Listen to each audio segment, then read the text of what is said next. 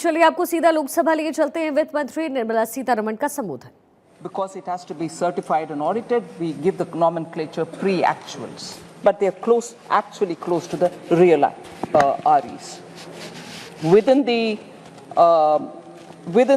total expenditure, sir, one feature which has marked India's growth story post the COVID, it is the capital expenditure which the public money with which we are building assets, meaning government's own expenditure to build assets, to build capital expenses are the ones, capital expenditure is the one which has actually enabled us to come out of COVID, whilst many other countries in the world are doing very many different things, but yet this one tested formula of depending on the multiplier which comes out of spending on public expenditure, spending on capital expenditure through public money, has actually yielded us such results that post-COVID, consistently we've maintained high growth rate and we are the fastest growing in the world as a result of this very clear government's approach.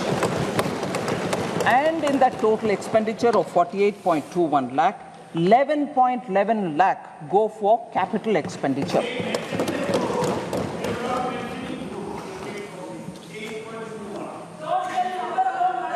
Sir, budgeted capital expenditure is now almost 3.3 times the capital expenditure which was there in 2019-20, that is prior to COVID, sir.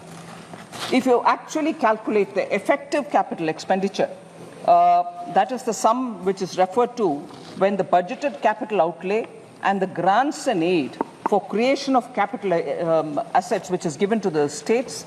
Grants and aid go to the state's capital account, but it remains in the revenue account for us. But because it also creates capital in the state's name, if we were to calculate the effective capital expenditure, it is pegged at 15.02 lakh or above 18% over the RE of 23-24.